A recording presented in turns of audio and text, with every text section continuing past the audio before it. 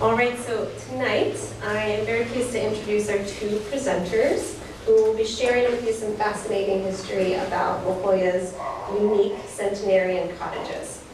I'll start with Carol Bolton, who is the historian of the La Jolla Historical Society and editor of our ever-popular Timekeeper magazine. Carol was born in the Midwest, graduated from the University of Missouri School of Journalism, and first came to San Diego for a reporting and writing job with the San Diego Union in the 1960s. She served as the newspaper's film critic for 10 years, and she wrote extensively about art and architecture. Carol has written 2 books about La Jolla history, and she resides in a historic home on Park Road known as the Dreamery, which you'll learn more about in just a few minutes. And if you didn't know already, Carol holds the unofficial title of fashion icon in our office. Also presenting tonight is architect and artist Matthew Welsh. Matthew grew up in La Jolla and attended the Ruskin School of Drawing and Fine Art at Oxford University in England and Art Center College of Design in Pasadena. He worked as a designer, has worked as a designer in La Jolla for over 30 years and spends most of his time painting now. He's worked on the renovation and restoration of many older homes in La Jolla and is recently engaged in moving and renovating a historic cottage adjacent to his home and office on Silverado, which you'll also learn lots about in just a few minutes. The screen shows 2 photos of my house at 1335 Park Road. I should say cottage, it's not really a house, but I refer to it as both a house and a cottage usually. The black and white picture was taken right after it was built, the first cottage on the Park Road Circle in 1908. The second picture shows the house as it appears today with an pergola I added on the front of it. And it has a lot of double-hung windows. I think the man who built the house had a great love for double-hung windows, and the double-hung window salesman had a great time and made a lot of money selling those windows to him.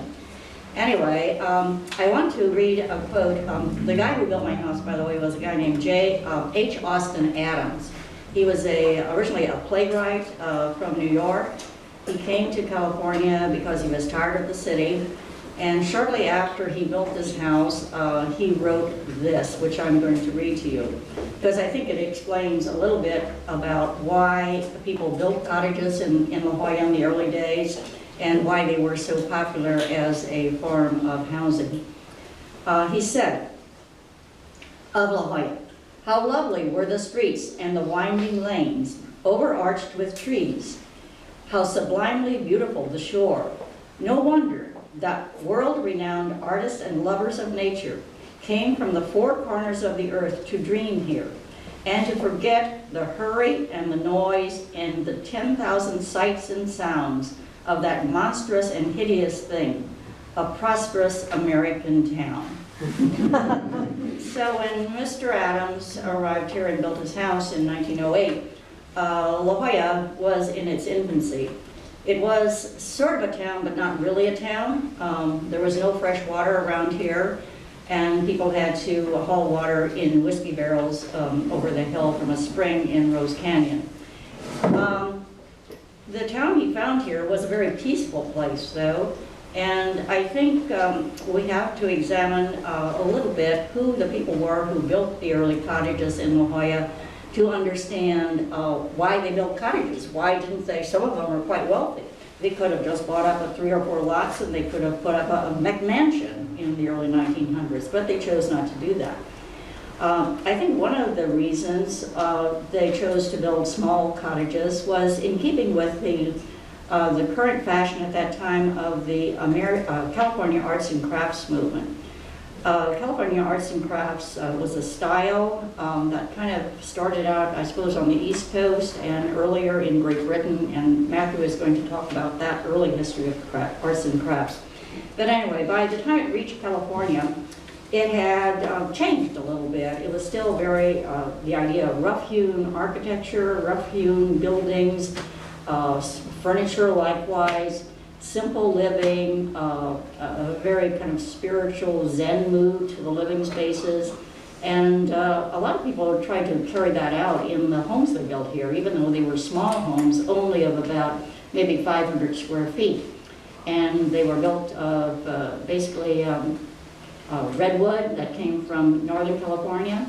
They were single wall construction, or board and batten as we call it sometimes. And the people that came to build the cottages were people like Mr. Adams. He didn't build many cottages, he built one. But there was a gentleman from Philadelphia named Walter Lieber. He was quite wealthy, and he got off the train here in La Jolla in 1904. Decided he really liked the place. Like Mr. Adams, he liked the shoreline, he liked what he saw around here, even though the streets were pretty dirty and nothing was paved. There were not much communication with San Diego beyond a couple trains that ran once or twice a day. But Mr. Lieber decided he would stay here, and he brought his wife out from Philadelphia, and he started building rental cottages. And he spent the rest of his life in the rental cottage business. And next across the street from my house on Park Row, there's a park. That's why it's called Park Row, a circle park. And there's a flagpole in the middle of it, and it is dedicated to the work and the beautification of La Jolla by Walter Lieber. The one thing that we know for sure about Mr. Lieber, he didn't leave a lot of records about what he did here, but we do know that he planted that original line of palm trees in Scripps Park. And he did a lot of beautification working with Ellen Browning Scripps in La Jolla, who lived, as most of you know, right down where the museum is now located. So anyway, I don't think I'm going to say much about why this first generation of cottages disappeared. It's a pretty simple story. The land was very valuable. It increased in value. La Jolla became more accessible. Better transportation and communication was set up between La Jolla and San Diego and Los Angeles. And pretty soon people were buying up cottages and knocking them over. And they were fairly simple to knock over. They were, single wall construction and not a lot of work involved in getting rid of them. And then buying, a nice plot of land, and the cottage maybe was standing there with a nice little garden around it. But instead of having that, they would decide on a bigger building, and eventually things got bigger and bigger and bigger. And in about before or after the war, it would have been, there was a gentleman in La Jolla named Howard Randall. And he wrote the first history of La Jolla book. It's called La Jolla Year by Year. And at the back of the book, he referenced and he listed all of the cottages that remained when he published his book in 1946. There were, at that time, 349 cottages. I just counted them before the lecture because I wanted to see again how many there were. There are 3 very dear cottages designed by Florence Palmer still standing on Fern Glen. There are other cottages, some designed by the architect Edgar Ulrich, that are on Monte Vista Avenue. And also Olavitas has a number of very, very sweet cottages with kind of English-style gardens around them.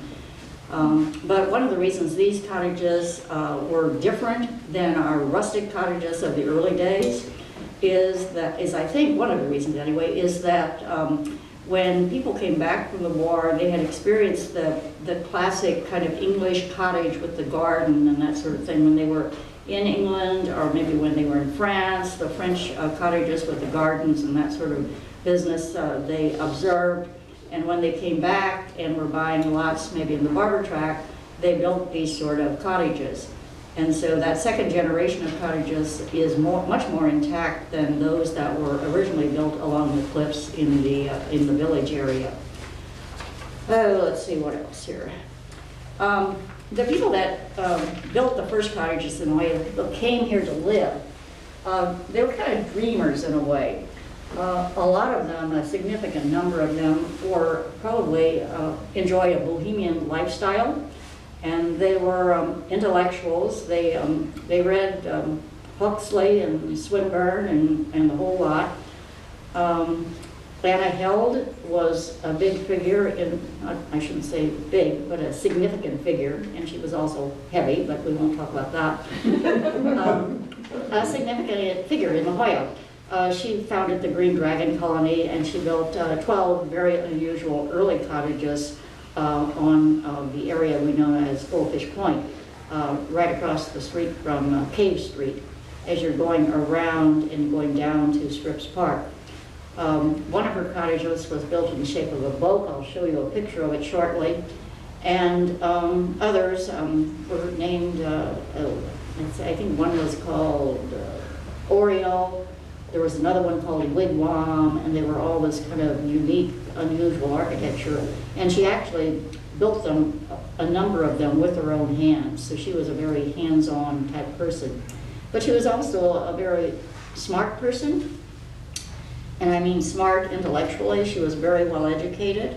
And she had educated herself in the Frolic manner of schooling children, which she actually started on the East Coast before she came to California. She had acted on the London stage at the Lyceum, and she was an assistant to Ellen Terry, the great British actress, at the Lyceum. So a person of culture, shall we say, and I think a number of these other people that were coming into La Jolla at that time, obviously including Ellen Browning Scripps and her half-sister Virginia Scripps, were also falling into that category.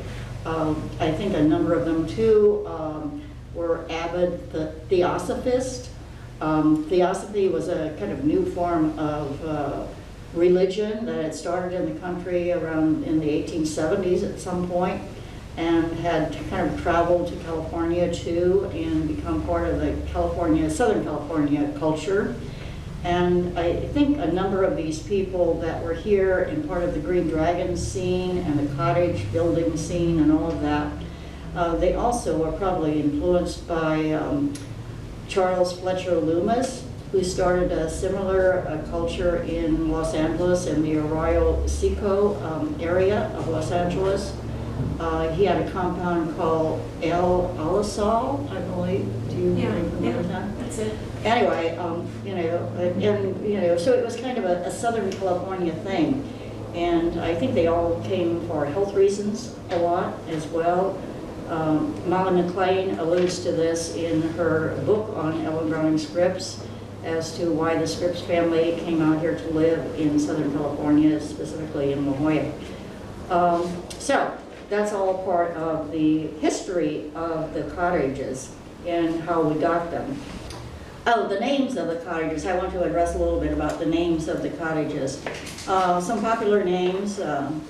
One was called Honeybug, Chiquita, Oriole, Winkin', Blinkin' and Nod, Jack-o'-lantern, and inevitably there were a couple called Sea Breeze and Sea and this and that Sea. I think one of the reasons for the whimsical names of the cottages, they were kind of a marketing point, because most of those early cottages were built as rental units. And when you were going to get a postcard and write your friends back east, and they were in, say Massachusetts in the snow in the wintertime, and you sent them a beautiful postcard, and you were staying at this cottage called Honeybug, and you say, oh, we're staying at Honeybug, and we're looking at, we're here in the land of sunshine, and I mean, it was like, oh my goodness, does that kind of place really exist? and La Jolla actually became known as this kind of Elysian place to live, this sort of paradise to live in. And especially in the early marketing that was done of La Jolla Park subdivision, you'll constantly see advertising in the San Diego Union, especially about, oh, come to La Jolla. It's the heaven of the world. It's Elysia. It's paradise. Come enjoy the sunshine, the beautiful ocean, all the rock formations and those type of things. So I think that was, the cottages really helped sell La Jolla as a place to live. The other thing I want to add about cottages, I guess, would be the definition of a cottage. Everybody has their own concept and their own mood about defining cottages, I guess. The word cottage is basically, it's a British/French thing, cottage, And sometimes we use the word cottage and bungalow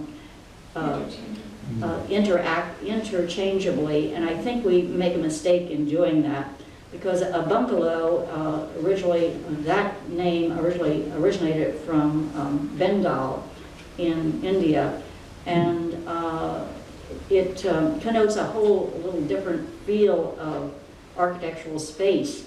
The roof line is slanted differently. There's a wraparound porch that usually goes around the building. And this is not to say that we don't have bungalows in La Jolla. We do have bungalows in La Jolla. The Red Roost and Red Rest are bungalows. Vincent Scully, the architecture scholar, officially declared in scholarly letters that these are bungalows influenced by the style of India, and they are not to be confused with cottages. So I think Maddie will address those issues and the style of the bungalow and why it's different from the cottage. I go through a few more slides here with you. This is the Anna Hill's cottage at the Green Dragon. You'll see those people at that time, they liked to furnish these dark, the cottages were very dark inside. They were probably just natural redwood. You'll notice a number of Native American blankets in the cottages, Native American pottery and baskets and stuff like that. So this is just to give you an idea of how they live. This is Anna Hill playing her piano. She loved Wagner, and she's probably playing Wagner. And she was also a doll collector. You can see her, part of her collection of dolls. We have two of her most famous dolls, Olive Haps and Olive Mishaps, in our collection. I was able to locate them about 10 years ago and have them in the archive. This is an example of a stone fireplace, stone-in brick fireplace, in a cottage that was known as Waverly. It was not part of the Green Dragon. It stood on, I believe it was on Herschel or Idaho. Just another cottage showing the garden. And this is one of my favorite cottages of all time. This is Mrs. Arnberg's cottage. It was on Fay Avenue, located about where that Best Western Inn is now. And she had really one of the prettiest gardens in La Jolla. This is a hand-tinted photograph. We have an album of her garden in our collection. These are part of the cottages on Cave as you're going down toward the cove, now replaced by a large condominium unit. There is our beloved Windermere, an Irving Gill cottage designed originally in 1894, moved to Virginia Way in 1927, and demolished by a bulldozer about 5 years ago. We tried to save it, but it wasn't successful. Maddie will talk about the architecture of this one too. This was the only arts and crafts era Gill that was built in La Jolla before he went into a way more modern style with the La Jolla Recreation Center, the Women's Club, and actually Ellen Bryant Scripps House in 1915. That's Tyrolean Terrace, also on the Cave Street site. That's, as you know, Brockton Villa. That's the place where on the tour you will have your free break if you do the tour on Saturday. This is a photograph of a bungalow in Bengal, just to give you an idea of what the origins of the word, and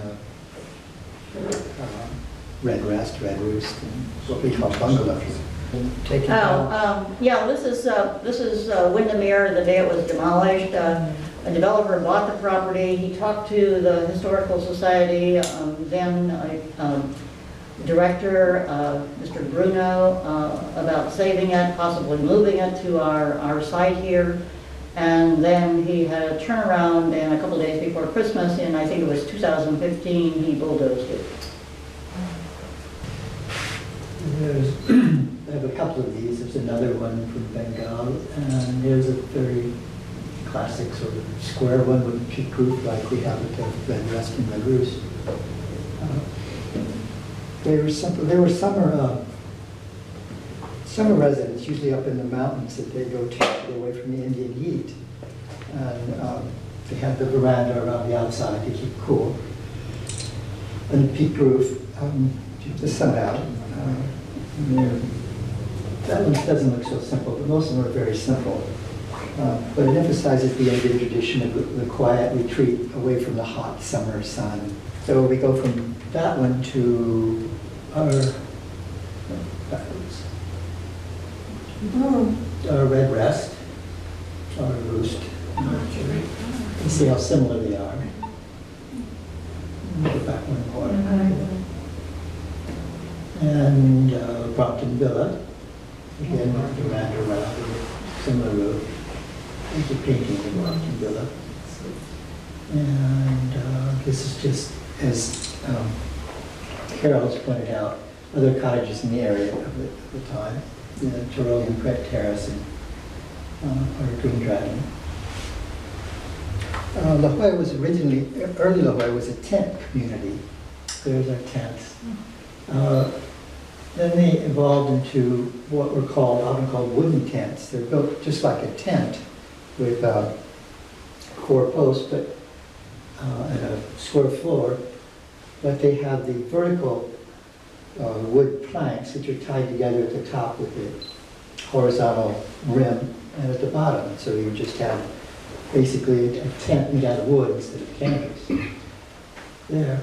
The reason they gave the city to get a demolition permit was that the contractor, the owner, supposedly cut off the eaves. So if you have a wooden tent, which would be like a barrel with a rim around it, and you cut off the clinging rafters at the top, there's nothing holding it together. Mm-hmm. So they cut off the eaves and said now it's not a safe building.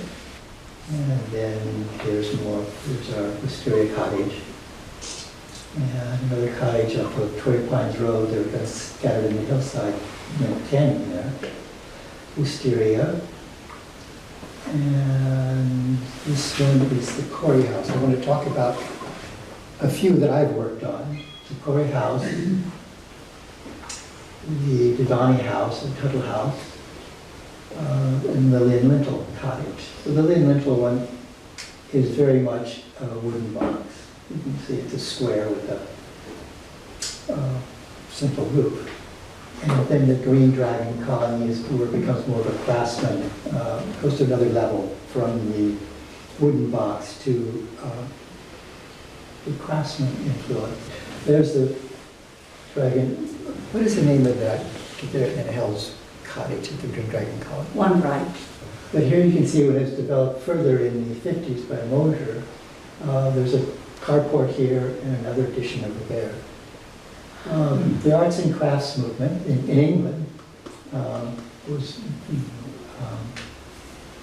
again a movement to emphasize individual craftsmanship against the industrial movements of the time and how people were living and losing touch with the arts and crafts. This is the Webb House, or William Morris's house. And William Morris was a significant influence and major character in the arts and crafts movement. This is an interior in his house, which is a similar leaded windows and such too. William Morris is known for wallpaper. Actually, didn't like wallpaper. He liked paintings, but he couldn't afford to paint murals in his house, so he invented his own wallpaper and carried on from there. So there's one of his murals, one of the murals in his house. He is associated with the pre-Raphaelites at the time, and there's Bernard Jones painting and William Holden Hunt painting. William Holden Hunt was married to Ellen Terry. Ellen Terry was the actress whom Anna Held worked with in London. Yeah, if I can interject here, there is a tremendous connect going on between people around La Jolla, people in Great Britain, people on the continent. It was just, we think of it as having such distance between places at that time because we didn't have air traveling or anything of that nature. But Anna Helen herself is said to have crossed the Atlantic, I think, 44 times. So, you know, there was a lot of back and forth in those days. Yeah. So we have the pre-Raphaelites and their movement. Another influence is pre-Raphaelites are very focused on Arthurian legend and mythology, and then you have that influence here with names of the streets like Ivanhoe and Fay. Virginia Woolf is a later Bloomsbury group and not associated. Anna Held had a doll collection, and she was given a doll by Ellen Terry, and brought that doll to La Jolla, which is one of the ones here in the collection. This is an illustration for a story that Carol wrote about the doll. And here it's coming from Chicago. Down below you can see the red rested red rose from Chicago behind it. This is the doll sitting in and is held. This is Now this is the Theosophy influence because they're having a seance, you see. And just a few other episodes of La Jolla that went on at the time, looking out over the cove. This is the Tuttle House. It's actually next to a Giovanni house. Historically, Mrs. Tuttle lived in it. The last person to live in it. It was next to Carol's house on Park Row. It was remodeled. It was moved. It was on two lots. It straddled two lots with a big garden all around it, and was moved around 2000 to one of the lots so that the developer could build a house on the remaining lot. And I did the design for the remodel, echoed the front house, which was shown there, with an addition in the back, with also a veranda around the edge. So there's the house today, with a bit of the back house. And as you look down, you can see the repetition. What was required now, as opposed to then, is everyone wants a new kitchen, master bath, a master family room, upgraded bathrooms. And the simplicity is lost in a sense by the development. You have many of these cottages didn't have interior bathrooms or only small kitchens. When plumbing came in, bathrooms came in, when sewers and water came in, they started having indoor bathrooms instead of outhouses, and that changed the design somewhat. And then when gas and new kitchens came in, the houses got bigger. And then finally garages, cars and garages, and they all continued to expand. This is the Corey house. It was first on Ivanhoe and then moved to Eads. And the houses then moved around a lot. As you pointed out, Irving Gill moved this one over to reorient it. This was moved to Eads sometime in the 30s, I believe. And then from Eads, we moved it, here it is being raised up over to La Jolla Boulevard. So it was right behind the El Pescador, about 2 or 3 houses down. Put on a truck, driven down La Jolla Boulevard, and then onto the lot. One of the problems with moving it is the foundation. Originally, a lot of these just had simple raised floors on posts with a pier, or even some rocks piled down below. Today, you have to bolt it to a foundation, so you have to dig a trench, pour concrete in it, and put a steel bar in it, and then connect it with a plate to the bottom of the house. And the houses don't always have a plate on the bottom of them, and they're not square, and they're not even level. So the Giovanni house, when we moved it, we were 6 inches off. And this one, we dug the trench first, and then rolled the house over and dropped lines down to indicate where we were going to have the foundation built. And then built the foundation underneath and lowered the house down onto it. These are some drawings. The Corey house fit in assembly to a complex of houses down on La Jolla Boulevard called Heritage Place.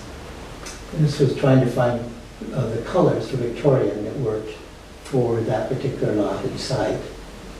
Finally arrived at a color combination which is there today. So it wasn't remodeled much. It had a bathroom, It's not a wooden shaft, nor is it a bungalow, it's Victorian. And the interior wasn't changed much either. It was refinished and renovated. The background is the Rhodes house, which was already there, and the Yellow Cottage. And the Rhodes house is a craftsman house, so it has the natural color background, while the Victorian, the painted lady, is a brighter foreground. There's the Rhodes house back there. It was moved earlier and set on the site. And the family who bought the project wanted to move into the Rhodes house and adapt it for their family, which was a large family with special needs. So that was renovated with a second story, a family room, new bathrooms, master bedroom, deck above. So all of this is the addition. Just that one peak corner there is the existing, what's the original. There you have the peak of the original Rhodes house in the front and the addition coming out from the back. These are the drawings done to try and come up with a design. So the dark part is the original house, the lighter part is the big shingle addition. The Yellow Cottage was already on the property, and we didn't do anything with that except clean it up. There's the Yellow Cottage and Rhodes Cottage. This is the interior of the Rhodes, the original, which we redid the floors and repainted and patched a lot. There's an original bedroom, and this is where it connects to the addition. The stairs go up to the level of the original, and the back was cut down and made into a large family room with a kitchen looking out into the garden. This is a photograph of Fay, pretty much, Fay and Bishop's Lane, which had numerous cottages on it. Many of them more of the wooden tent structure. The Lillian Lentil Cottage, which I'm going to talk about next, is down here, and Silverado Cottage is right here. There's another historic one at the other end, just cut off, called Seagull, which Tony Chung owns. It's a restaurant cafe at the moment. This is the front house on Eads, front of the Lillian Lentil House, which is historically designated. And in back is the Lillian Lentil House. These were designated both right after the Windermere College was demolished. So they're just examples of what survived in the neighborhood. There's nothing architecturally significant except that there are wooden tents and the redwood, and they still exist. This is the side of the Lillian Lentil. This is the front. This is the condition it's in. And this is where single wall construction, just a diagram, architectural one, you have one wall, and that's the inside and outside wall. It's a piece of redwood that goes vertically and then horizontal redwood on the outside for siding. So you have 1 inch of redwood on the inside and 1 inch on the outside. So you have 2 inches of solid redwood, but no Insulation. no insulation, no studs, and no interior finish. Here it is being connected to a new foundation.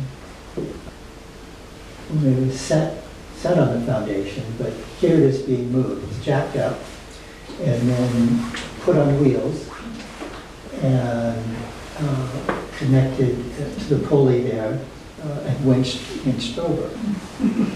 So here they're lowering it. These are the Hanson brothers. They're very old house movers. Both have long gray hair. And it's building the foundation. We had to build under it because it wasn't square, and when we lowered it, it wasn't level. And then you bolted or latched it, the plates, to the foundation. This is the design for connecting the Lily Lintel to the Silverado Cottage.